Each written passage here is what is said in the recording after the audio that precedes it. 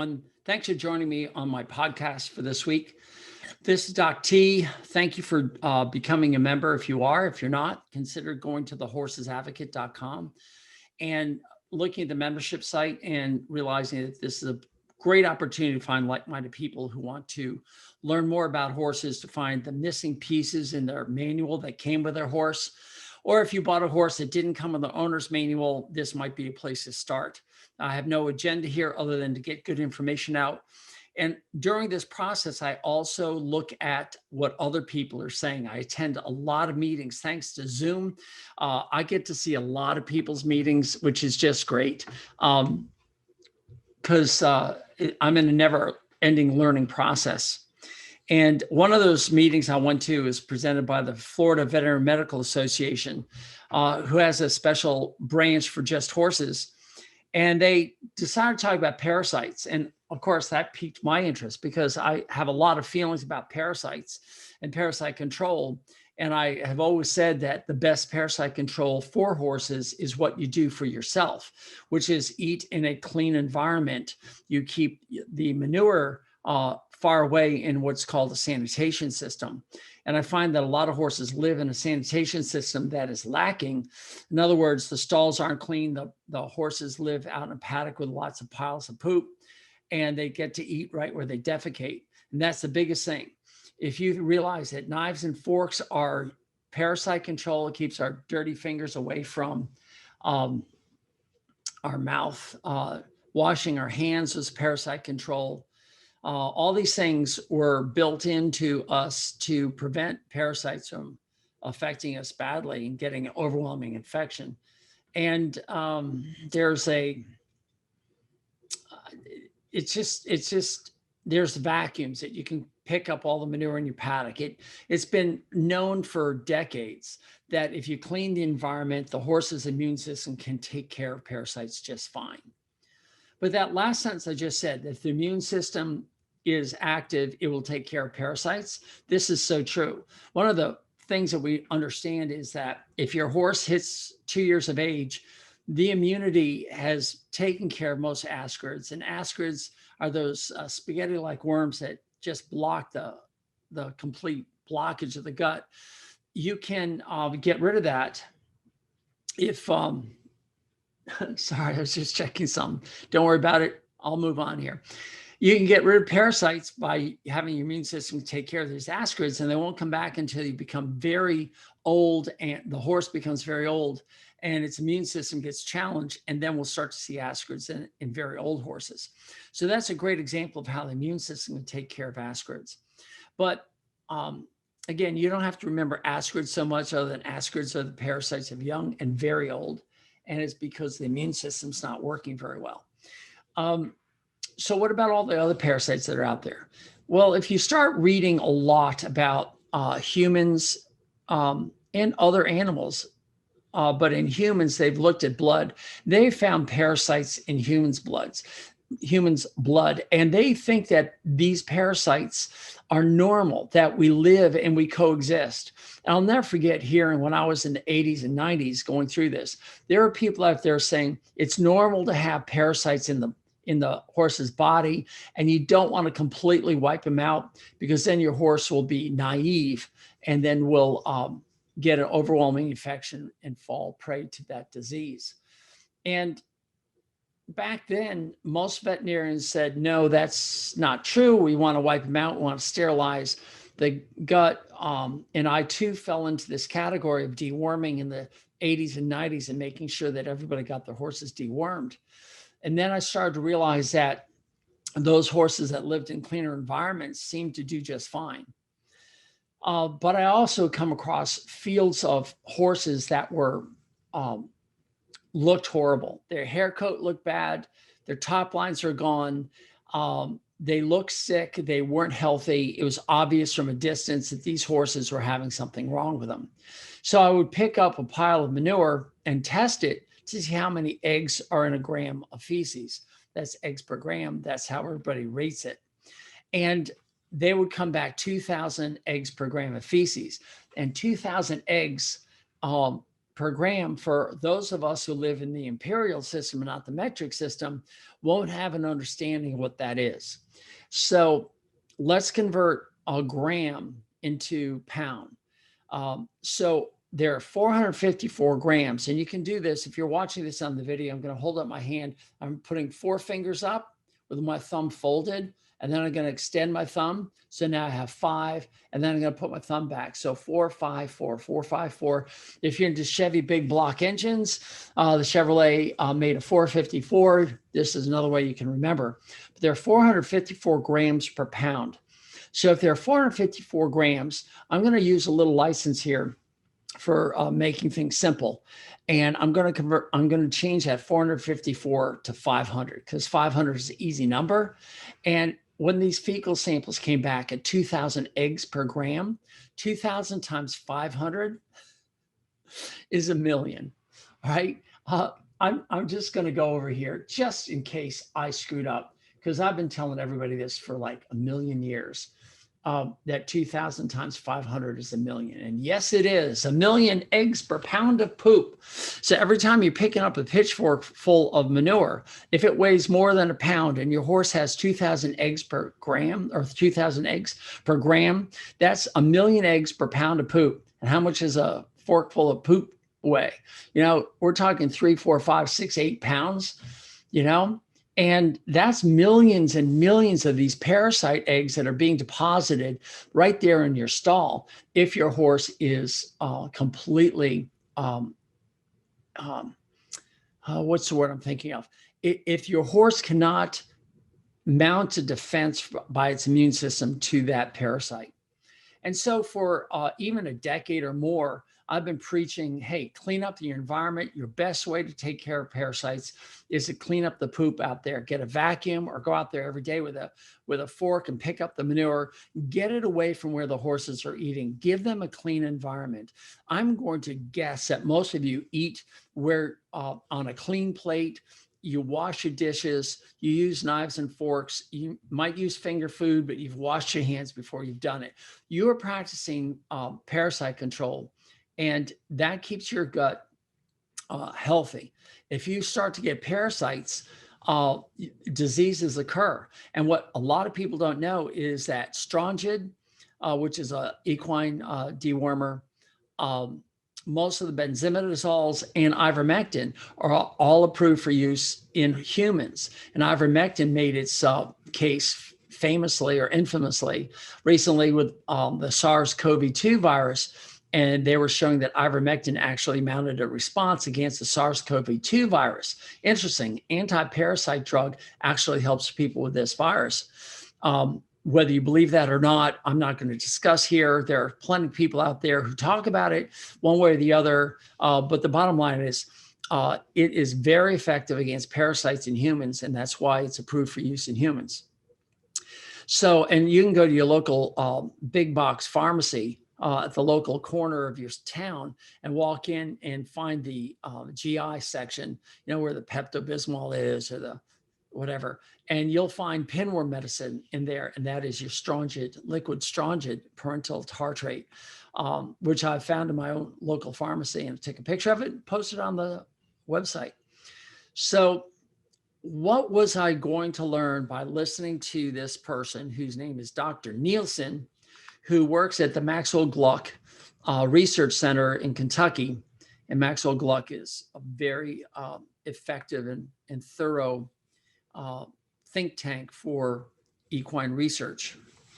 And he went over a lot of things that we already knew, but he used a lot of science to validate or invalidate what we know. And most of the stuff he basically invalidated.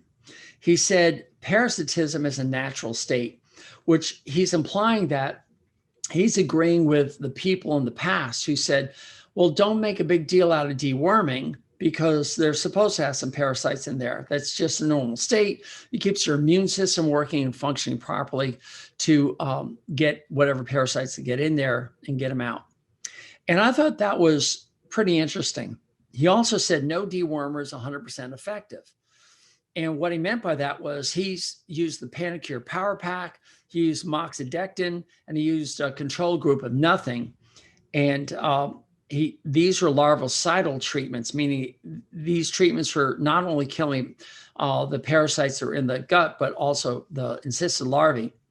And he said that there was no difference. Um, and that's fascinating because I think in a scientific world where everything's managed, that is probably true, that the immune system probably is as effective as any larvicidal dose that you give. So yes, I understand that and I get it. He did say that yearlings should be treated 4 times a year. That's because their immune system is a little bit more naive. But the others, fall or twice a year, with once in the fall, is going to be pretty good. But then he posed the question, if your horse has a high egg count and they look healthy, does your horse have a problem? And that really got my brain thinking, because what's going on? And apparently there's 2 playing fields here that are superimposed. On one playing field are the parasites that are entering your horse's body, and they are struggling to survive without killing their host. So they want the host to remain healthy, plus give them an environment to live in. This is nature. Parasitism is a very common thing. You'll see it on plants. You'll see things living coexistingly. They'll coexist. I invent English sometimes. Sorry about that. With each one surviving just fine. You'll see mold growing on the bark of trees, and trees are doing just fine. The mold's living on the outside of the bark, usually on the shady side of the tree, and everything's happy. Well, in parasites, and including viruses basically a parasite, they want the host to survive because that's how they survive. It's like hitchhiking. You're going from point A to point B, and you pick up a hitchhiker and they go, and then they get out, and the car gave purpose to 2 people instead of 1. They're going in that path anyway. So hitchhiking is kind of good, unless, of course, the hitchhiker is a serial killer and you never make it to point B, and you're dead by the side of the road. But when that happens, the virus is also dead, or the parasite is also dead. So I started to think, okay, is it okay for horses to have parasites in them? And I'm not going to say I'm changing my mind. I still believe that if you give your horse a very clean environment to live in, I think they're going to do a lot better. That's my opinion. I've seen it.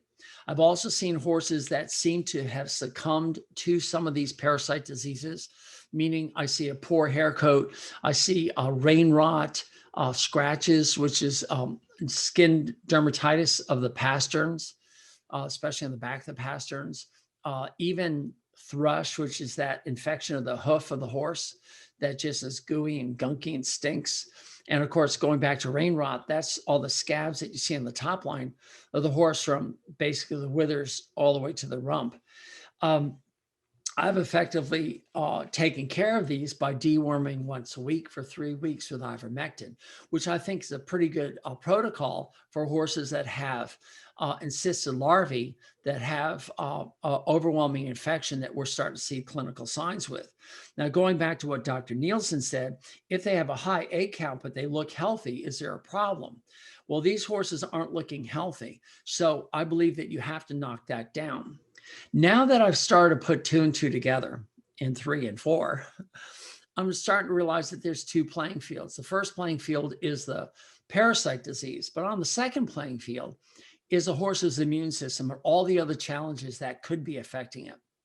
So one of those challenges is the diet. If their diet is affecting the gut microbiome, and they're starting to get leaky gut, and that's causing a local low-grade inflammatory response in the gut lining. That's where a lot of people say 70% of your immune system is located. Well, now it's going to be involved fully.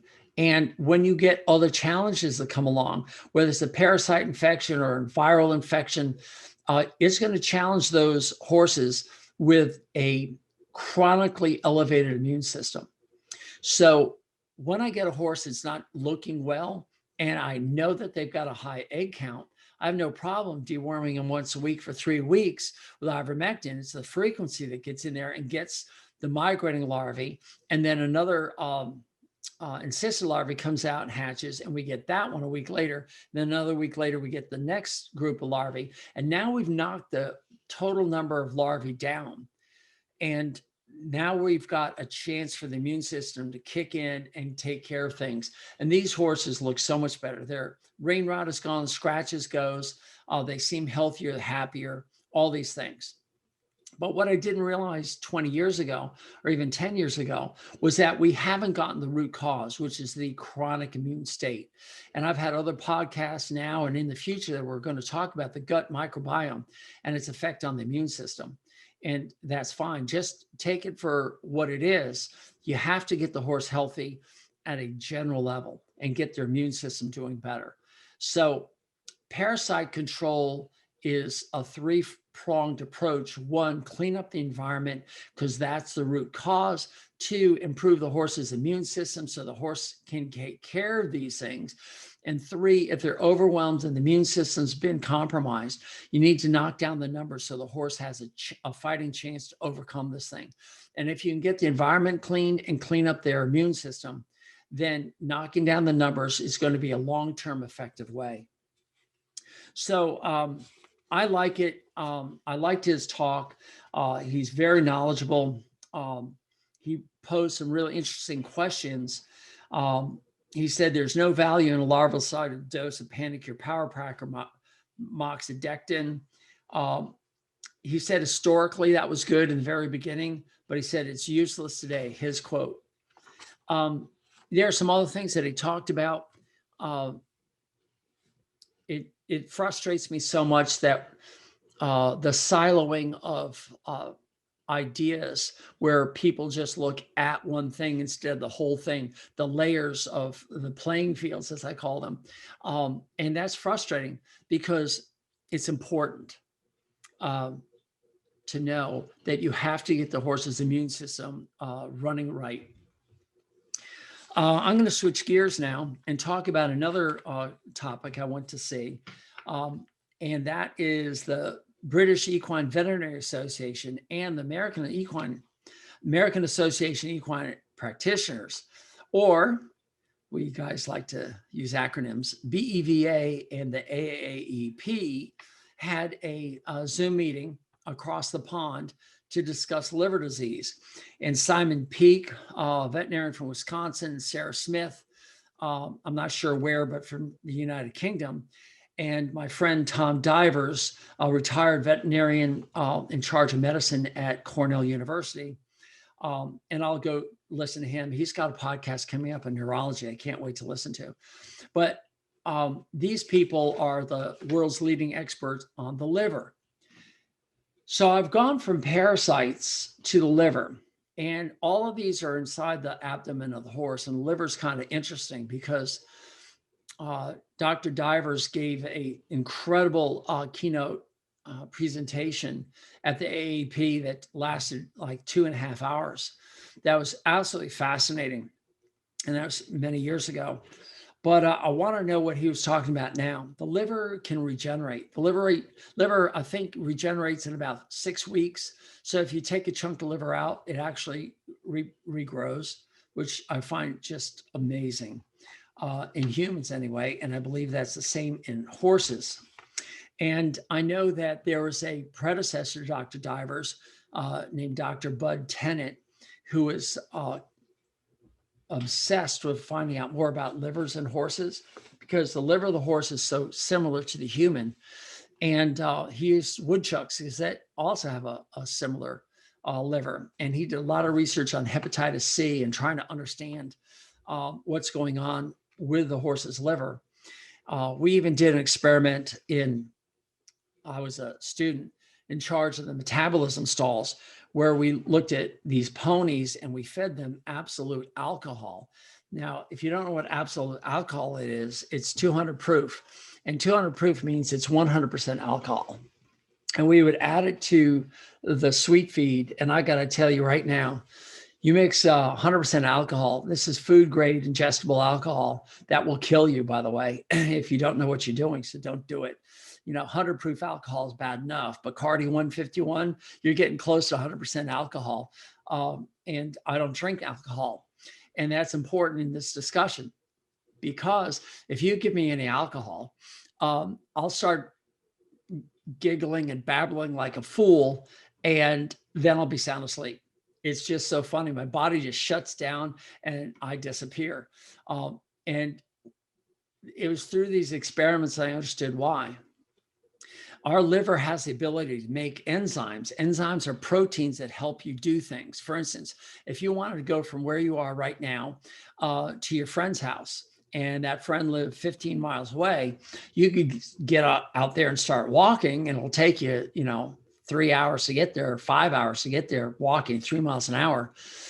Or you can just get in a car and go, 60 miles an hour and be there in no time at all. That car is an enzyme, if you will. It helps things happen at a faster pace. It might even help things happen that wouldn't happen without them. That's what an enzyme does. And our livers don't need an enzyme if it's never given something, such as alcohol. So I don't have alcohol in me, so I don't make this enzyme. It's called alcohol dehydrogenase. And I found that fascinating, because as you start to drink alcohol, your liver will start to produce this enzyme called alcohol dehydrogenase, which converts alcohol into water and makes the poison go away. And yes, all alcohol is a poison. So your liver has to fight that. Your liver does a lot of things, including taking care of any toxins that get into your body. That's why everyone says you need to detox the liver. Well, that sounds really good, but once alcohol dehydrogenase starts forming, it's probably going to always form in preparedness for the next time alcohol comes in. So if you drink a lot of alcohol, you can produce a lot of alcohol dehydrogenase, which can lead to inflammation of the liver, finally cirrhosis, and death from liver failure. And I pray none of you have ever had a friend die of that, but I have seen a friend who drank himself to death. And now I understand what happened at the liver, at the level of the liver. So what does this have to do with your horse who doesn't drink alcohol? I know I've seen horses grab beers in movies and commercials and toss back the beer, but we don't normally feed beer for the horses and whiskey for ourselves, as the song says. So let's see what these people had to say. Dr. Peak was basically the moderator, although he did add some things at the end. But this is basically between Dr. Divers and Dr. Smith, and they went back and forth. Dr. Smith was basically talking about what to do with a horse with liver disease, and she went into whether you do a biopsy or not. And they're moving away from biopsies. They would score them on a 0 to 14 basis. And if it was 0 to 1, you had a good prognosis, 2 to 6, a 50-50 chance, and 7 to 14, whatever that score really means. And that's kind of irrelevant for this podcast, but it means if it's beyond that, there's an 86% mortality rate. But most of the liver diseases in horses don't have this generalized liver failure. It's not that common. Most of you who are listening to this podcast have probably never had a horse with liver failure. But they did say that horses that are commingling with ruminants on wet ground can get liver flukes. And liver flukes, horses don't get unless they're with ruminants like cattle, sheep, goats. So you have to be careful of that. If they get the liver fluke, you have to treat them rapidly. They also talked about mycotoxins, and mycotoxins is basically fungi, and funguses growing on the food. We all know that you can have toxic mold in your house. You breathe it, you become very sick, and nobody wants toxic mold to breathe, and nor do you want to eat moldy things. So on occasion, if you get a bite full of moldy cheese or something, your body can pretty much handle it. It'll take care of it, but you don't want the mold to start growing in your liver.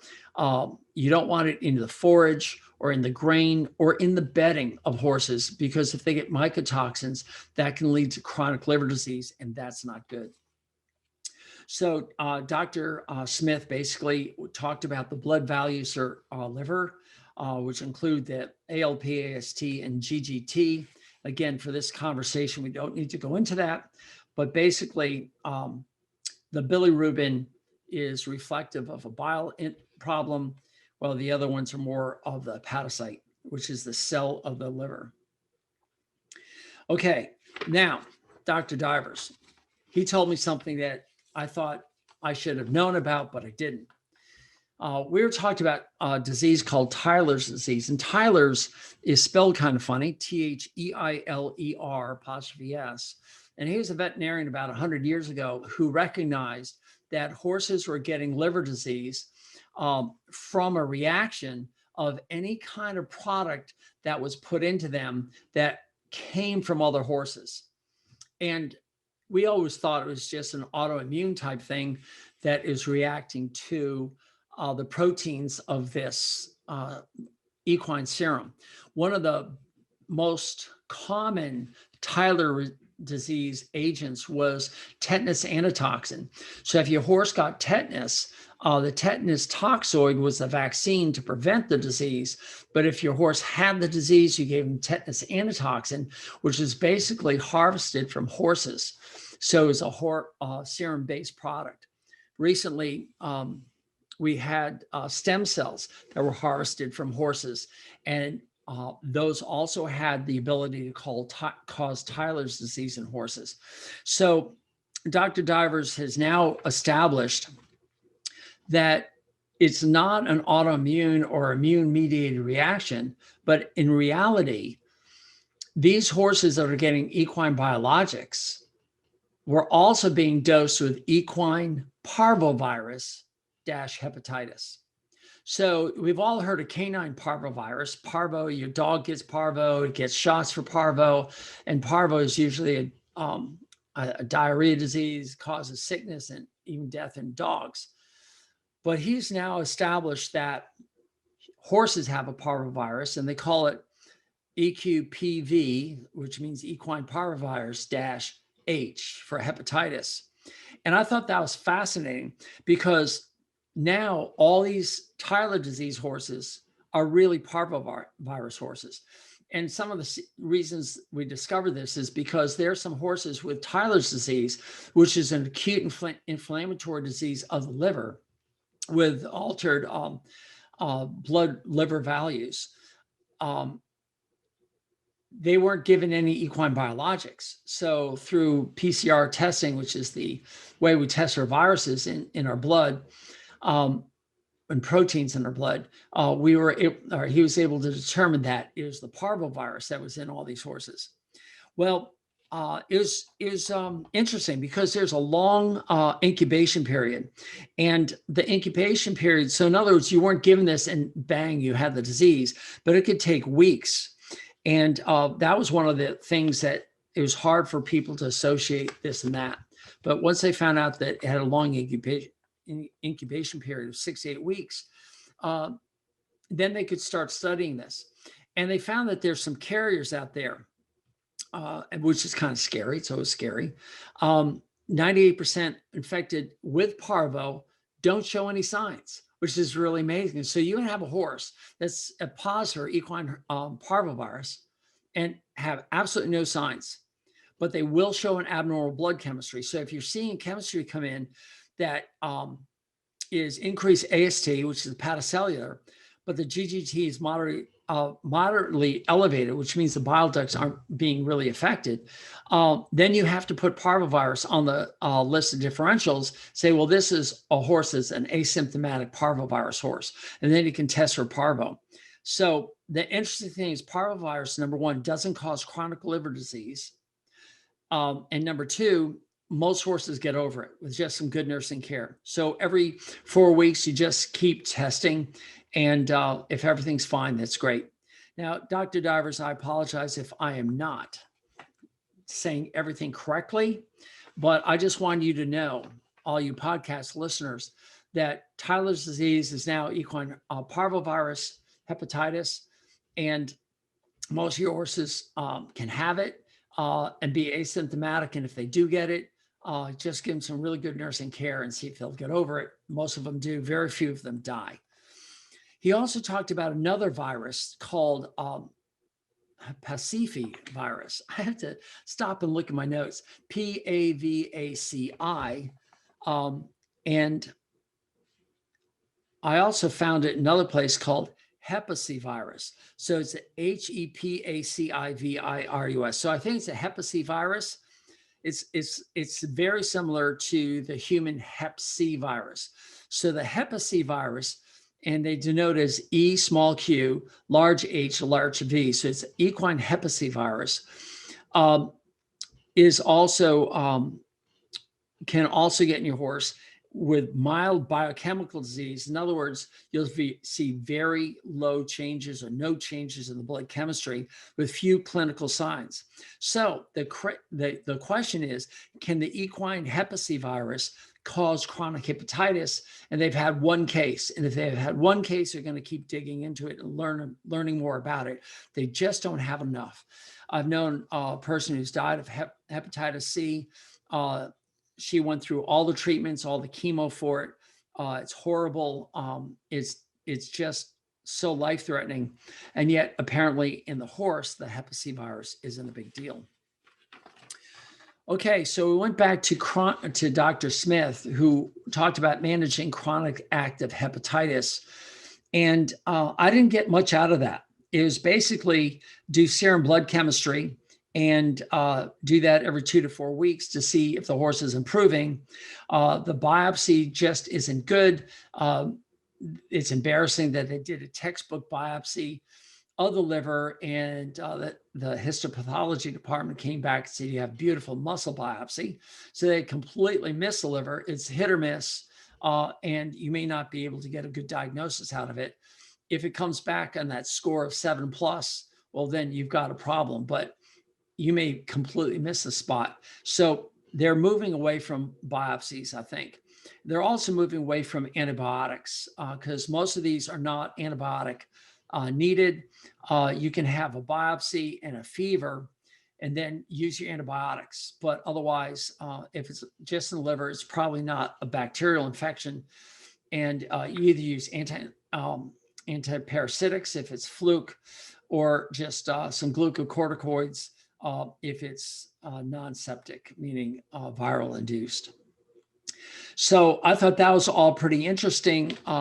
But as what I do, don't get involved too much with that. Your veterinarian are probably going to seek out some help from others who work with horses with hepatitis and liver disease, because again, it is not that common.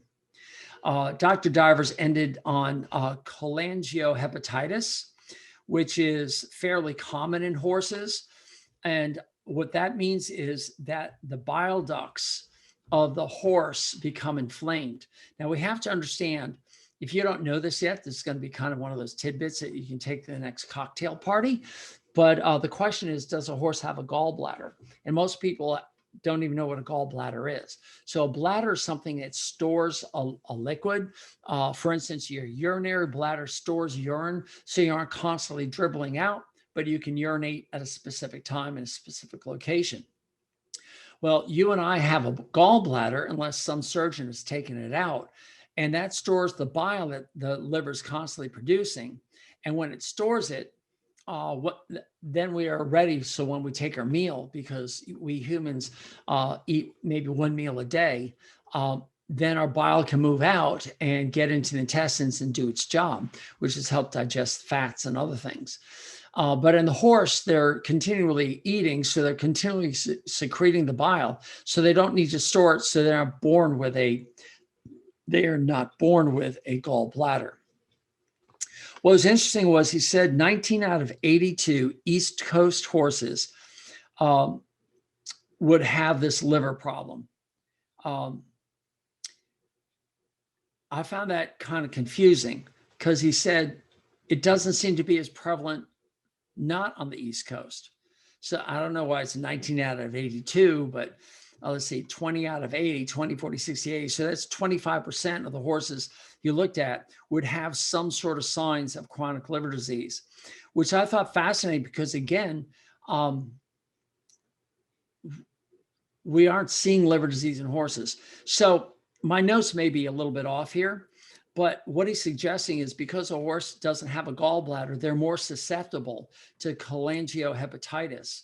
And we don't know why it might be more here on the East Coast, but they can get jaundice. And if you don't believe a horse doesn't have a gallbladder, just don't feed them for a day or two.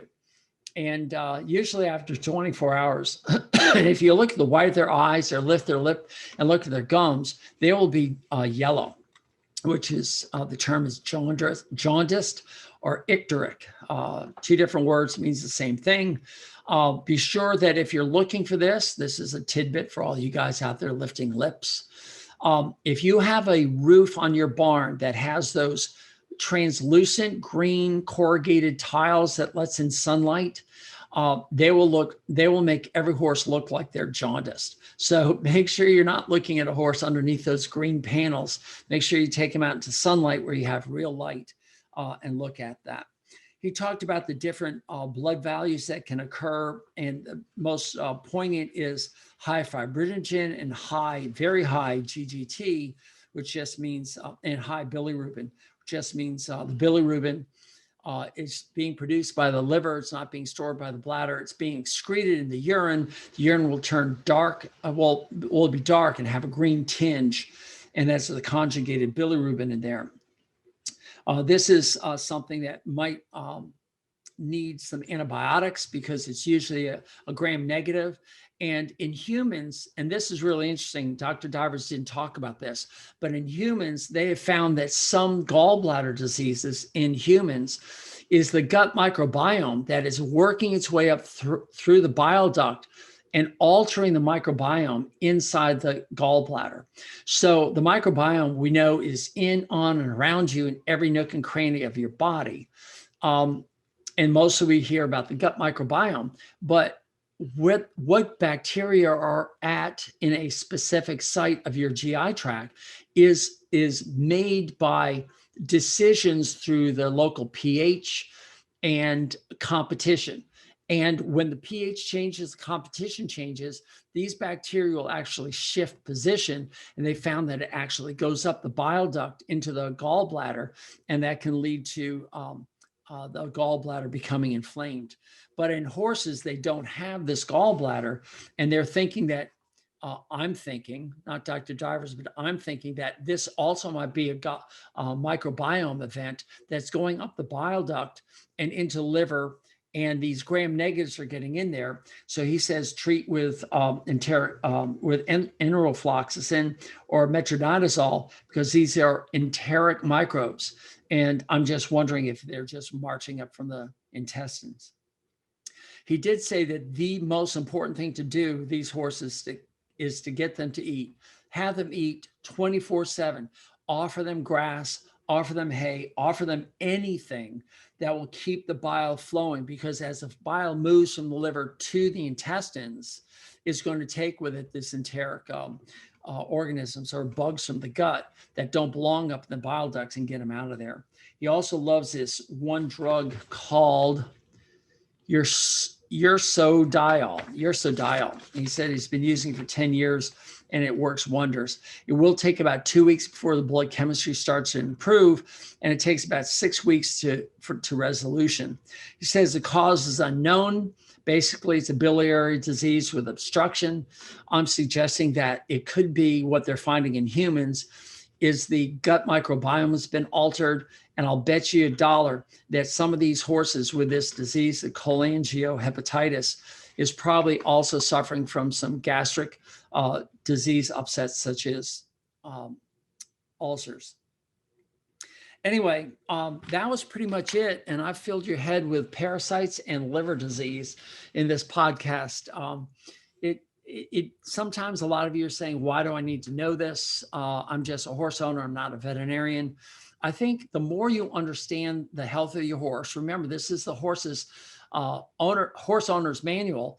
And sometimes it's good to know where the fuses are changed in your car, and sometimes why the circuits are put together the way they are. And this fuse takes a 10 amp fuse, and that circuit takes a 25 amp fuse, and, et cetera, et cetera. There are certain reasons that once you start to understand it, will help you understand the overall health of your horse.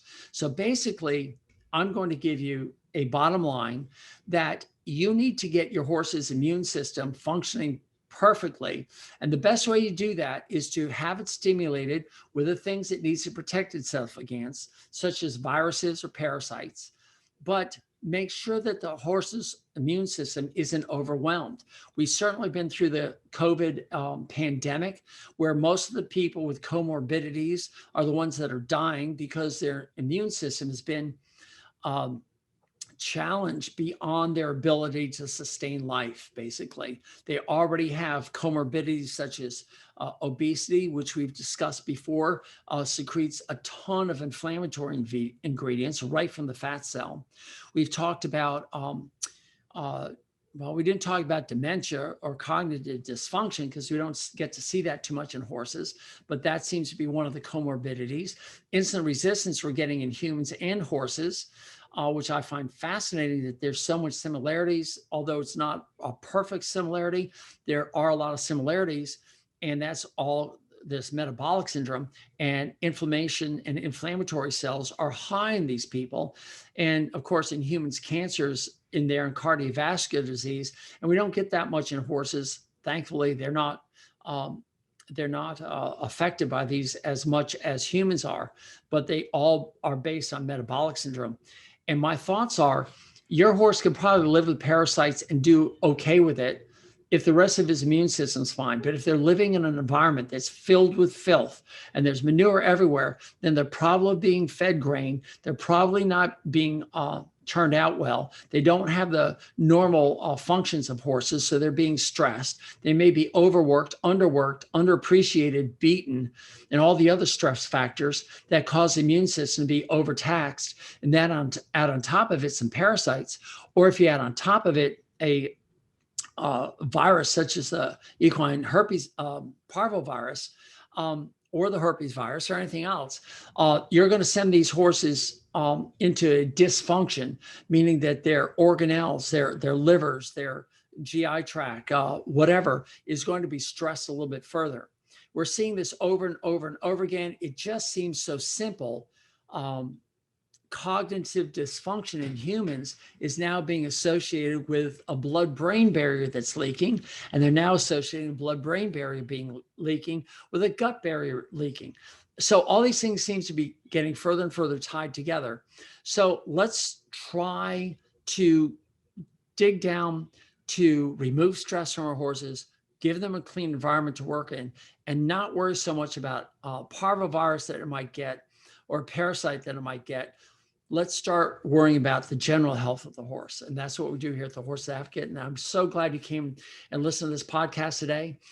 This one is a little bit more intense than others. I try to find some subjects that are interesting, but there are so many things that I'm listening to online from very, very intelligent people that I like to come here and report what I've learned and what they're saying and compare it to what I know, and then have you make some decisions on your own. Please join the Horses Advocate. It's a great place for us to get together and tune in, subscribe to the podcast. And if you really like these, go to your podcast provider and leave a review there. If it's Apple or Google or Android, leave a review there because that really helps, especially on the Apple Podcasts, because I'd like to have more and more people hear this and understand that we're all out here trying to help horses thrive in a human world. This is Doc T, and I will talk to you next week. Thanks. Bye.